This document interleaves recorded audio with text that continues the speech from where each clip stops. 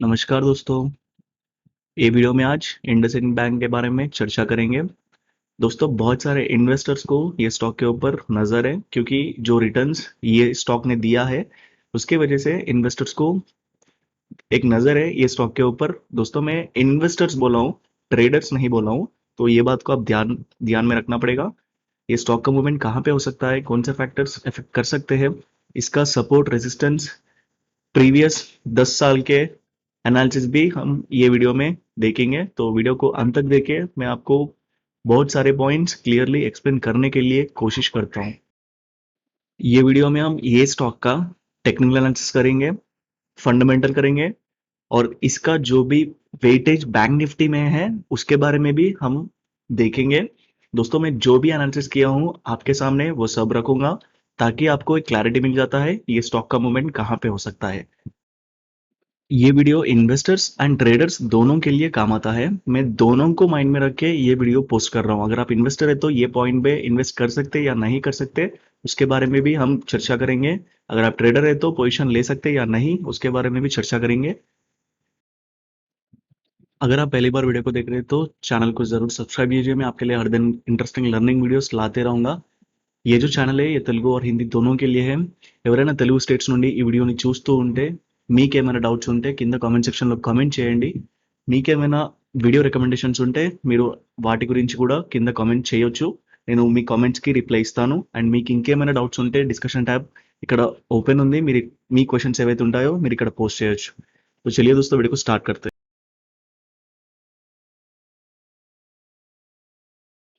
दोस्तों, अब हम पहले बैंक निफ्टी में इसका वेटेज क्या है, उसका परसेंटेज कितना है उसके बारे में हम जानेंगे।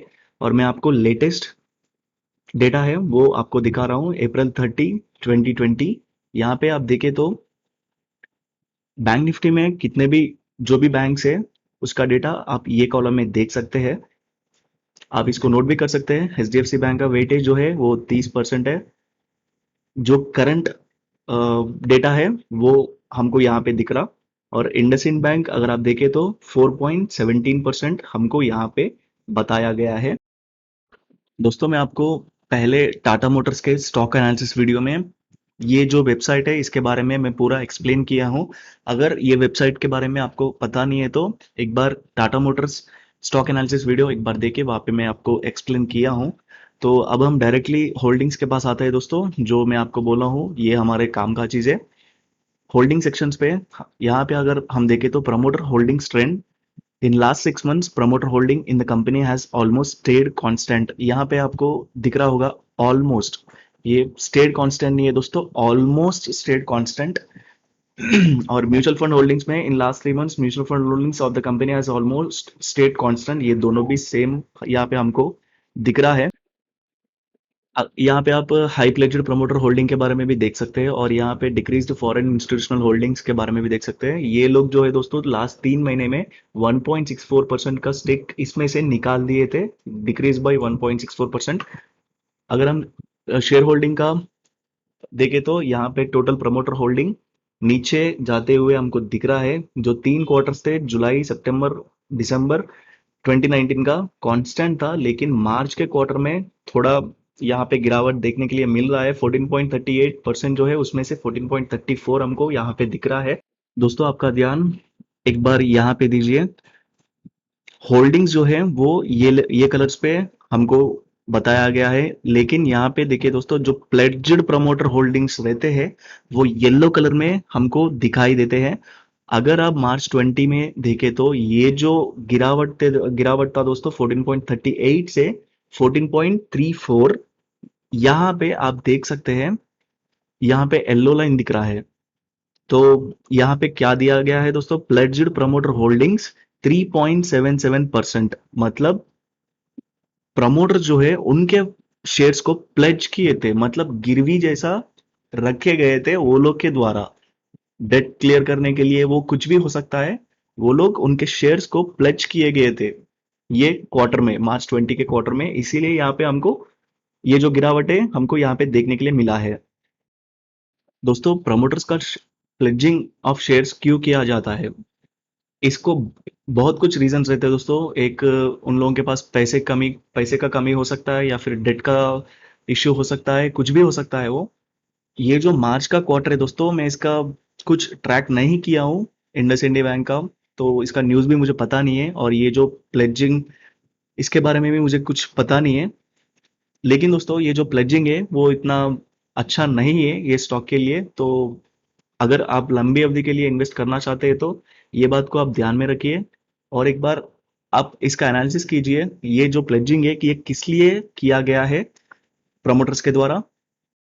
अगर हम दूसरे होल्डिंग्स के बारे में देखें तो म्यूचुअल फंड होल्डिंग्स जो है वो मार्च क्वार्टर में इंक्रीज हुआ है, डोमेस्टिक वो भी इंक्रीज हुआ है, एफआईआई जो है वो डिक्रीज हुआ है, और अदर पार्टीज से वो इंक्रीज हुआ है। दोस्तों जहां तक हम होल्डिंग्स के बारे में देखे हैं, आउट ऑफ 5 में यहाँ पे 5 हमको दिख रहे हैं, इसमें से 3 जो है वो इंक्रीज हुए हैं, और एक में है डिक्रीज हुआ है, वो है फॉरेन इंस्टीट्यूशनल होल्डिंग्स के द्वारा। और जो प्रमोटर्स है दोस्तों, ये लोग अपना जो भी निवेश है उसको निकाला नहीं, सिर्फ प्लेज किया गया है। वो प्लेजिंग क्या क्या हो सकता है वो हमको एक बार देखना पड़ेगा न्यूज़ को। अभी तक जो फंडामेंटल एनालिसिस हमने करे हैं उससे हमको थोड़ा बुलिश सेंटिमेंट दिख रहा है, क्योंकि दोस्तों ये जो टोटल प्रमोटर होल्डिंग है यहाँ पे कुछ निवेश को निकाला नहीं गया है, सिर्फ प्लेज किया गया है। वो प्लेजिंग जो है दोस्तों वो क्या है वो हमको देखना पड़ेगा, मैं आपको ये बात को वापस क्लैरिफाई कर रहा हूँ। उसके बाद जो म्यूचुअल फंड होल्डिंग है दोस्तों ये इंक्रीज हुआ है। उसके बाद डीआईआई ये भी इंक्रीज हुआ है। ये जो सिर्फ एक सेगमेंट है दोस्तों ये डिक्रीज हुआ है, और अदर पार्टी से भी ये इंक्रीज हम देख सकते हैं। तो आउट ऑफ 5 में से हमको 3 जो है वो बुल्ली सेंटिमेंट दिख रहा है, सिर्फ एक सेगमेंट जो है वो बियरिश दिख रहा है। मार्केट्स को ऊपर जाने के लिए एफआईआईज का जो इन्वेस्टमेंट रहता है दोस्तों वो थोड़ा इंपॉर्टेंट रहता है मेरे हिसाब से। और ये जो शेयर होल्डिंग पैटर्न है यहाँ पे देखे तो 3 बुलिश है, लेकिन एक जो है वो बियरिश है, वो मेन सेगमेंट है एफआईआईज के द्वारा। अगर आप इन्वेस्टर हो तो, और फंडामेंटल एनालिसिस से ही ये स्टॉक में एंटर होना चाहते हैं तो आपको एक क्वार्टर वेट करने के लिए मैं सजेशन दूंगा। ये सिर्फ मेरा ओपिनियन है, क्योंकि दोस्तों यहाँ पे सेंटिमेंट तो बुलिश लग रहा है, आपको भी मैं पूरा दिखाया हूँ, मुझे भी थोड़ा बुलिश लग रहा है। लेकिन जो आपका ट्रेड है वो और भी सेफ होने के लिए आप एक क्वार्टर के लिए वेट कीजिए। ये सिर्फ मेरा ओपिनियन है, अगर मैं इन्वेस्ट करना चाहता हूँ तो मैं वहां पे 100% वेट करूंगा, और एक कंफर्मेशन आने के लिए। ये जो क्वार्टर है यहाँ ये इसमें ही मार्केट्स गिर गए हैं, तो अगले क्वार्टर में क्या होता है और तब तक मार्केट का सेंटिमेंट जो है वो क्या रहता है, और भी क्लैरिटी हमको मिल जाता है। तो उम्मीद है कि अगर फंडामेंटल एनालिसिस से आप एंटर होना चाहते हैं तो आपको मैं जो भी है वो समझाया हूँ। अब हम ये स्टॉक का कुछ ग्राफ देखते हैं, यहाँ पे क्या हो रहा है उसके बारे में चर्चा करेंगे।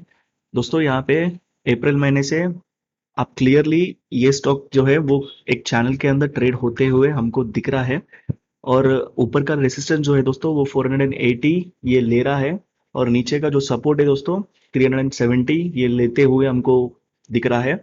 480 को ब्रेक करने के लिए यहाँ पे ट्राई किया है, उसके बाद second time, third time, fourth time 480 ये स्ट्रॉन्ग रेजिस्टेंस हमको ये ग्राफ में दिख रहा है, और ये जो स्टॉक है एक चैनल में ट्रेड होते हुए हमको दिख रहा है। आपको जो सपोर्ट लेवल है वो डेली चार्ट, ये जो चार्ट है ये डेली चार्ट है। डेली चार्ट में हमको 370 जो है वो सपोर्ट था, और स्टॉक जो है वो अब कंफर्टेबली इसके नीचे ट्रेड होते हुए हमको दिख रहा है। 370 के बाद जो नेक्स्ट सपोर्ट है उसके बारे में मैं आपको एक्सप्लेन करूंगा। दोस्तों आप ये यहाँ पे देखिए, ये कैंडल को ये 330 लेवल को सपोर्ट लेके ऊपर आया है, और ये भी, सॉरी, और ये भी, ये कैंडल, ये कैंडल, ये कैंडल, ये कैंडल, ये सभी कैंडल्स 330 लेवल को रेस्पेक्ट किए हैं। एक दो पॉइंट तो नीचे जाते हैं दोस्तों, वो अलग बात है, लेकिन जो प्राइमरी सपोर्ट है वो 330 के पास हमको क्लियरली दिख रहा है। अगर आप ये कैंडल को देखें तो दोस्तों क्लियरली 330 को टच करके वापस ऊपर गया है, उसके बाद नीचे आया है। ये डेली चार्ट में मैं आपको दिखा रहा हूँ, और क्लोजिंग जो है वो 338.35 पे दिया है। ये 330 लेवल इतने बार यहाँ पे टेस्ट होते हुए हमको दिख रहा है, और यहाँ पे अगर ये जो सपोर्ट लेवल है इसको ब्रेक किया तो वॉल्यूम्स के साथ तब ये जो 330 लेवल है ये एक रेजिस्टेंस बन जाएगा और थोड़ा स्ट्रॉन्ग रेजिस्टेंस भी बन सकता है। लेकिन दोस्तों एक फेक ब्रेकआउट नीचे की तरफ आके वापस एक रिट्रेसमेंट भी हो सकता है, क्योंकि दोस्तों मैं आपको मंथली चार्ट पे लेके जाता हूँ वहां पे क्या हो रहा है और जो क्यों ये 330 लेवल इंपॉर्टेंट है, मैं उसके बारे में भी आपको वहां पे क्लियरली एक्सप्लेन करूंगा। ये मंथली चार्ट है, आप एक बार ये लेवल्स को देखिए। ये 2011 का है।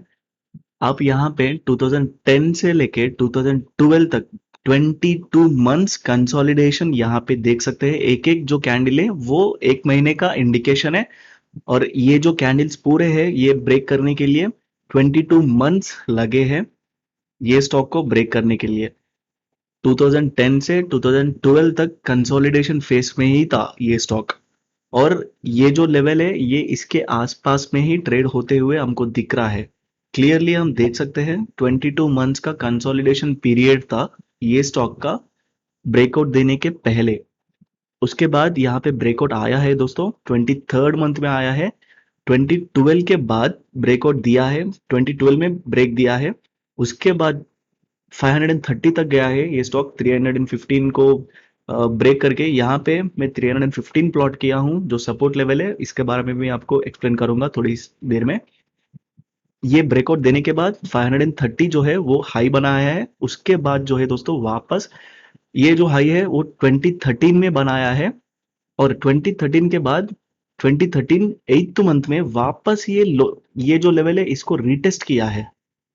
आप क्लियरली यहाँ पे देख सकते हैं 23rd मंथ में यहाँ पे एक ब्रेकआउट आने के बाद आप क्लियरली देख सकते हैं जो हाई है वो 530 बनाया है।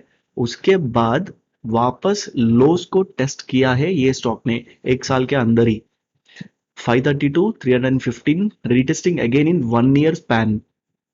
एक ही साल में वापस लोस को टेस्ट करके इसको ही सपोर्ट लेके वापस ब्रेकआउट दिया है, और यहाँ पे आप देख सकते हैं एक क्लीन पैटर्न ऊपर की तरफ। अगर आप 23rd के मंथ में ब्रेकआउट को देखें तो यहाँ पे वॉल्यूम जो है वो इतना ज्यादा नहीं थे दोस्तों।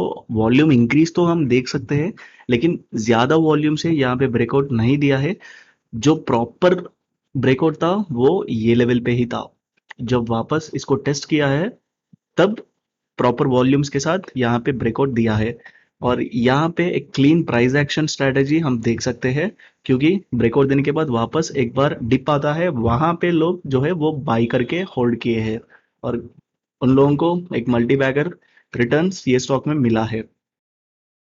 दोस्तों अगर आप लंबी अवधि के लिए ये स्टॉक में इन्वेस्ट करना चाहते हैं तो 300 से लेके 330 का जो प्राइस डिफरेंस है इसको ऑब्जर्व कीजिए, क्योंकि यहाँ पे देखिए दोस्तों इतने बार यहाँ पे 315 के आसपास में स्टॉक जो है वो क्लियरली कंसोलिडेट हुआ है, और मंथली चार्ट में हमको 315 जो है वो सपोर्ट दिख रहा है। क्लियरली हम यहाँ पे देख सकते हैं, और डेली चार्ट्स में 330 जो है सपोर्ट दिख रहा है। तो इन दोनों को मिलाए तो दोस्तों अगर मैं अभी लंबी अवधि के लिए इन्वेस्ट करना चाहता हूं तो 100% में ये 30 पॉइंट्स का डिफरेंस तो मैं देखूंगा। यही क्यों चुना हूं दोस्तों, आप एक बार क्लियरली देखिए। ये जो बड़ा फॉल आने के बाद वॉल्यूम जो है जो प्राइस है वो नीचे तो जा रहा है, लेकिन वॉल्यूम जो है दोस्तों वो नीचे जा रहे हैं। प्राइस नीचे जाते हुए और वॉल्यूम्स भी नीचे जाते हुए दिखे तो ये एक नॉर्मली बेसिक रूल होता है दोस्तों, वहां से प्राइस जो है वो रिवर्स कर सकता है। तो मंथली चार्ट्स में मुझे 315 जो है वो स्ट्रॉन्ग सपोर्ट लग रहा है। ये जो एनालिसिस है इसको देख के, और ये जो लास्ट मंथ का कैंडल है इसको देख के मुझे ऐसा लग रहा है। तो 300 से लेके 330 जो है ये पॉइंट्स का डिफरेंस मैं पहला ऑब्जर्व करूंगा अगर मैं लंबी अवधि के लिए इन्वेस्ट करना चाहता हूं तो। डेली चार्ट्स का सपोर्ट जो था दोस्तों वो 330 था ना, मैं आपको पहले ही बोला हूँ। ये जो ट्रेंड लाइन है इसको स्टॉक जो है वो रेस्पेक्ट करते हुए हमको दिखा है। तो 330 डेली चार्ट्स में हमको सपोर्ट लग रहा है, और 315 जो है वो मंथली चार्ट्स में हमको सपोर्ट लग रहा है। तो आपको ये दो जो सपोर्ट लेवल से इसको मिला है तो 30 पॉइंट्स का डिफरेंस जो है वो यहाँ पे देख सकते हैं। मैं इंटरेस्टेड हूँ दोस्तों ये स्टॉक में, 300 से लेके 330 मैं ऑब्जर्व करूंगा। अगर स्टॉक यहाँ से भी नीचे गया तो मैं वहाँ पे एनालिसिस जो है वो चेंज करता हूँ और वापस आपको मैं इंटीमेट करता हूँ एक वीडियो के द्वारा। तो जो अभी एनालिसिस है यहाँ से, तो मुझे 330 जो है वो 300 से लेके 330 जो है, ये 30 पॉइंट्स का डिफरेंस मुझे प्रॉपर सपोर्ट लेवल लग रहा है। तो आप भी इसको ऑब्जर्व कर सकते हैं। हम अभी तक सपोर्ट का बात करे हैं, अब हम रेसिस्टेंस के बारे में बात करेंगे। दोस्तों, अगर 330 को ब्रेक करते हुए आपको दिखा है और वहां पे आप पोजीशन लिए हैं, लेकिन जो रेजिस्टेंस है वो कहाँ पे मिल सकता है उसके बारे में अगर हम देखें तो आपको यहाँ पे क्लियरली दिख रहा होगा 490 का लेवल जो है दोस्तों, वो रेजिस्टेंस हमको दिख रहा है क्लियरली। और जो पिछले मंथ का कैंडल था वो भी 490 के टच करके वापस नीचे आया है, और यहाँ पे भी आप देख सकते हैं 490 का जो रेजिस्टेंस है वो यहाँ पे भी देखने के लिए मिल रहा है। तो अगर आप पोजीशन लेने के लिए सोचे तो 300 से लेके 330 जो है वो सपोर्ट लेवल है। वहां पे स्टॉक को ऑब्जर्व करना पड़ेगा, उसका बिहेवियर क्या है। अगर स्टॉक ऊपर जा रहा है तो 490 के आसपास में अगर स्टॉक आए तो आपको वहां पे रेगुलरली ट्रैक करना पड़ेगा। स्टॉक जो है वो ब्रेक कर रहा या फिर नीचे जाने के लिए कोशिश कर रहा है, वो ट्रैक करते रहिए। तो मैं आपको सपोर्ट बोला हूँ, रेजिस्टेंस बोला हूँ। अब हम ये जो स्टॉक का इंडेक्स से क्या कोरिलेशन है उसके बारे में देखेंगे। आप अगर बैंक निफ्टी से इसको कंपेयर करें तो आप क्लियरली एक स्ट्रॉन्ग कोरिलेशन देख सकते हैं। दोस्तों, मैं कुछ भी न्यूज़ का एनालिसिस नहीं किया हूँ ये एनालिसिस में। मैं सिर्फ टेक्निकल एंड फंडामेंटल एनालिसिस ही किया हूँ। यहाँ पे कुछ न्यूज़ हो सकता है और इंडसइंड बैंक का प्रॉफिट जो रिजल्ट्स है वो भी खराब हो सकते हैं। मैं उसका कुछ भी बात नहीं कर रहा हूँ, सिर्फ मैं टेक्निकल और फंडामेंटल एनालिसिस कर रहा हूँ। तो ये बात को आप ध्यान रखिए। यहाँ पे इंडेक्स के साथ इसका स्ट्रॉन्ग कोरिलेशन हमको दिख रहा है। बैंक निफ्टी है दोस्तों, ये जो नीचे का है ये बैंक निफ्टी है, और ऊपर का है यो स्टॉक का ग्राफ है। तो इन दोनों के बीच में एक स्ट्रॉन्ग कोरिलेशन हमको देखने के लिए मिल रहा है, आप भी यहाँ पे देख सकते हैं। पहले मैं आपको निफ्टी बैंक से इसका कोरिलेशन कंपेयर कर रहा हूँ, और अभी जो ये दिखा रहा हूँ ये निफ्टी 50 से कंपैरिजन है। ऊपर का ग्राफ जो है वो निफ्टी 50 का है और नीचे का ग्राफ जो है वो स्टॉक का है। अब यहाँ पे देख सकते हैं निफ्टी 50 ऊपर जाने के लिए कोशिश कर रहा है, लेकिन यहाँ पे जो स्टॉक है वो एक चैनल के अंदर ही ट्रेड करते हुए हमको नजर आ रहा है। तो इन दोनों के बीच का जो कोरिलेशन है वो थोड़ा वीक लग रहा है, लेकिन निफ्टी बैंक से स्ट्रॉन्ग कोरिलेशन है। दोस्तों, यहाँ पे जो कैंडल बना है ये लोस जो है वो 200 के आसपास तक, 250 के आसपास तक गया है, ये मैं भी मानता हूँ। और आपको भी ये डाउट आ रहा होगा ये जो लोस है यहाँ तक आया है, लेकिन दोस्तों ये एक फियर के कारण आया है, मैं ऐसा सोच रहा हूँ। ये सिर्फ मेरा ओपिनियन है दोस्तों, ये गलत भी हो सकता है। जो भी मेरा माइंडसेट है मैं आपको उससे सिखाने के लिए कोशिश कर रहा हूँ, और जो भी मेरे एनालिसिस वीडियोस है उसमें भी आप देख सकते हैं। अगर मैं आपको एक्यूरेट लग रहा हूँ तो आप मेरा एनालिसिस को फॉलो कर सकते हैं। फॉलो मत कीजिए, सिर्फ एक ओपिनियन जैसा आपके माइंड में रखिए अगर कोई भी पोजीशन लेने के पहले। जो भी टेलीग्राम चैनल से जुड़े हुए हैं वहां पे मैं कॉल्स देते रहता हूँ स्टॉक्स के, और जो भी मैं आपको ट्रेड देता हूँ दोस्तों वहां पे सिर्फ एनालिसिस ही नहीं, वहां पे मैं साइकोलॉजी भी अप्लाई करता हूँ। ये जो भी मुझे समझते हैं उन लोगों को तो समझ में आया होगा मेरा जो ट्रेडिंग सेटअप है वो कहाँ पे कहाँ पे मैं ज्यादा इंपॉर्टेंस देता हूँ, वो लोग तो समझ लिए और मेरे को भी मैसेज करते रहते हैं। तो जो भी मैं आपको एक्सप्लेन करता हूँ एनालिसिस वीडियोस आपको पोस्ट करके दिखाता हूँ, वहाँ पे मैं सिर्फ एनालिसिस ही, टेक्निकल एनालिसिस ही नहीं दोस्तों, वहाँ पे मैं साइकोलॉजी भी अप्लाई करता हूँ। और मार्केट कभी भी सिर्फ टेक्निकल एनालिसिस में टेक्निकल एनालिसिस के ऊपर चलता नहीं, वहाँ पे साइकोलॉजी भी काम आता है। तो ये बात को आप ध्यान रखिए। दोस्तों, हमारे सब्सक्राइबर्स और बाहर के कुछ लोग मुझे मैसेज किए हैं मैं क्यों मेरा एनालिसिस वीडियोस में फिबोनाची रिट्रेसमेंट के बारे में बात नहीं करता हूं, और उसका ग्राफ जो है मैं आपको क्यों नहीं दिखाता हूं। दोस्तों, मैं उसका एनालिसिस भी करता हूं, लेकिन दोस्तों जहां पे वो जरूरत नहीं है तो उसको एक्सप्लेन करने के लिए कुछ फायदा नहीं रहेगा। अगर आप यहाँ पे देखें तो इसका कुछ फायदा नहीं है दोस्तों आपको एक्सप्लेन करने में। तो इसीलिए मैं ये इसका एनालिसिस वीडियो में नहीं दिखाया हूँ, लेकिन सब्सक्राइबर्स ने मुझे पूछे हैं तो मैं इसके बारे में अभी एक्सप्लेन कर रहा हूँ। मैं इसके ऊपर एक डेडिकेटेड वीडियो वीडियो लाऊंगा दोस्तों, जो भी ये एनालिसिस को कैसा करना है जानते नहीं, उन लोगों को मैं एक डेडिकेटेड वीडियो लाऊंगा सिर्फ ये फिबोनाची रिट्रेसमेंट के ऊपर, और ये जो लेवल्स है इसको मैं क्लियरली एक्सप्लेन करूंगा क्या होते हैं। तो यहाँ पे आप देखिए तो देखे तो क्लियरली कुछ इसका यूज नहीं है दोस्तों, मैं इसीलिए आपको दिखाया नहीं। एक बार ये स्टॉक का ऑप्शन चेन डेटा एनालिसिस करते हैं, और ये जो डेटा है ये महीने का डेटा है, मतलब मई महीने का डेटा है। यहाँ पे आप देखें तो एक कंसोलिडेशन हमको दिख रहा है, क्योंकि 300 के पास उसके पीछे कुछ ऑप्शन राइटिंग हमको दिख रहा नहीं, और यहाँ पे भी सपोर्ट लेवल ही हमको दिख रहा है। तो एक कंसोलिडेशन हम यहाँ पे बोल सकते हैं ये महीने के लिए। अगर हम अगले महीने का एनालिसिस देखें तो यहाँ पे दोस्तों आप एक बार 300 के स्ट्राइक प्राइस देखिए, यहाँ से आपको कुछ कॉल राइटिंग जो है वो नीचे की साइड दिख रहा नहीं, लेकिन यहाँ पे पुट बाइंग जो है दोस्तों वो 260 प्राइस तक चालू है। स्टॉक को अगर नीचे जाना है तो मैं आपको बोलते रहता हूँ, यहाँ से कॉल राइटिंग जो है वो नीचे की साइड ट्रांसफर होते हुए हमको दिखना चाहिए, और यहाँ से जो पुट बाइंग जो है वो नीचे की साइड जाते हुए हमको दिखना है। इनमें से कोई भी अगर एक में कोरिलेशन नहीं है तो वहां पे स्टॉक नीचे जाने की चांसेस कम रहते हैं। तो यहाँ पे भी मैं कंसोलिडेशन बोल सकता हूँ।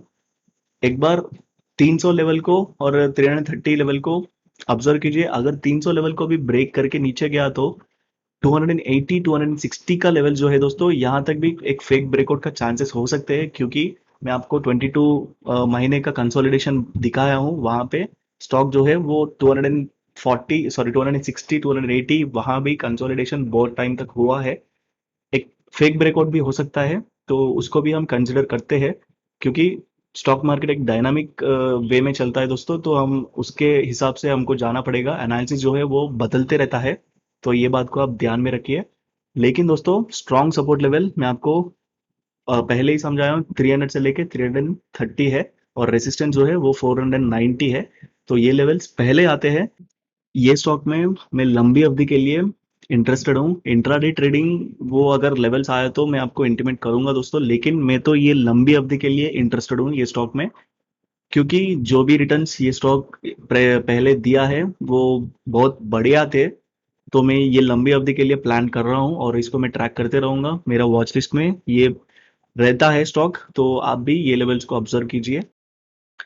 अगर हम डिलीवरी परसेंटेज का एनालिसिस करें तो यहाँ पे प्राइस जो है दोस्तों वो नीचे जाते हुए हमको दिख रहा है। मैं 2 वीक्स का डेटा आपको दिखा रहा हूँ, और मैं ये एग्जाम्पल के दौरान आपको बताता हूँ दोस्तों। प्राइस जो है वो नीचे जा रहा है, और क्लोजिंग प्राइस है वो भी नीचे जाते हुए हमको दिख रहा है। टोटल ट्रेडेड क्वांटिटी हमको थोड़ा स्टेबल दिख रहा है, ये लास्ट वीक ये 2 वीक में थोड़ा स्टेबल टोटल ट्रेडेड क्वांटिटी है। टर्नओवर जो है वो भी थोड़ा स्टेबल ही है दोस्तों। ये एनालिसिस के बाद में मुझे थोड़ा कंसोलिडेशन ही लग रहा है दोस्तों। हमको टेक्निकल एनालिसिस में भी वही देखने के लिए मिल रहा है, ऑप्शन चेन में भी, ये सभी में भी हमको कंसोलिडेशन ही दिखा है दोस्तों। मैं एक एक्सेल शीट प्रिपेयर कर रहा हूँ फ्यूचर्स डेटा एनालिसिस में, वो एक्सेल शीट में आपको एक्सप्लेन करके बताऊंगा। वो जो एक्सेल शीट है वो जल्द से जल्द प्रिपेयर करके आपको एनालिसिस वीडियोस में वो एक्सेल शीट दिखा के वहां पे फ्यूचर्स डेटा जो है वो एनालिसिस करके आपको समझाने के लिए कोशिश करता हूँ। अभी तो फ्यूचर्स का एनालिसिस मैं इसमें इंक्लूड नहीं कर रहा हूँ दोस्तों, लेकिन बहुत जल्द से जल्द मैं वो इंक्लूड करने के लिए कोशिश करता हूँ। दोस्तों ये था IndusInd bank stock analysis video. दोस्तों हमारे यूट्यूब चैनल पे एक प्लेलिस्ट है स्टॉक एनालिसिस वीडियो, और उसमें टाटा मोटर्स का एनालिसिस मैंने अपलोड किया हूँ। अगर आपने वो वीडियो को देखे नहीं तो एक बार वीडियो को देखिए, और जो भी स्टॉक्स का एनालिसिस रहते हैं वो यही प्लेलिस्ट में अभी से मैं इंक्लूड करता हूँ। तो अगर आपको स्टॉक एनालिसिस का वीडियोस देखना है तो आप ये सेक्शन पे आइए और यहाँ पे देखिए। दोस्तों अगर वीडियो पसंद आए तो वीडियो को लाइक कीजिए और आपके दोस्तों के साथ शेयर कीजिए। दोस्तों मुझे थोड़ा एंकरेज कीजिए, मैं आपके लिए बहुत कुछ करने के लिए सोचता हूँ। मुझे एंकरेजमेंट थोड़ा मिला तो मैं आपके लिए बहुत कुछ रिटर्न में करूंगा। उम्मीद करता हूँ ये वीडियो एनालिसिस आपको पसंद आया होगा। अगर आपको कुछ भी डाउट है तो नीचे कमेंट सेक्शन में कमेंट कीजिए, और हमारे यूट्यूब चैनल पे डिस्कशन टैब ओपन है, यहाँ पे आपका जो भी क्वेरी है पूछ सकते हैं, मैं जल्द से जल्द रिप्लाई देने के लिए कोशिश करता हूँ। टेलीग्राम और ट्विटर अकाउंट लिंक्स नीचे डिस्क्रिप्शन बॉक्स में है, आप जाके फॉलो हो सकते हैं। अगर अभी तक आपने चैनल को सब्सक्राइब ना किया तो चैनल को जरूर सब्सक्राइब कीजिए, मैं आपके लिए हर दिन इंटरेस्टिंग लर्निंग वीडियोस लाते रहूंगा। और बेल आइकन को क्लिक कीजिए ताकि जब भी वीडियो अपलोड करता हूँ आपको नोटिफिकेशन मिल जाता है आपके ऐप में या फिर ईमेल में। Thank you.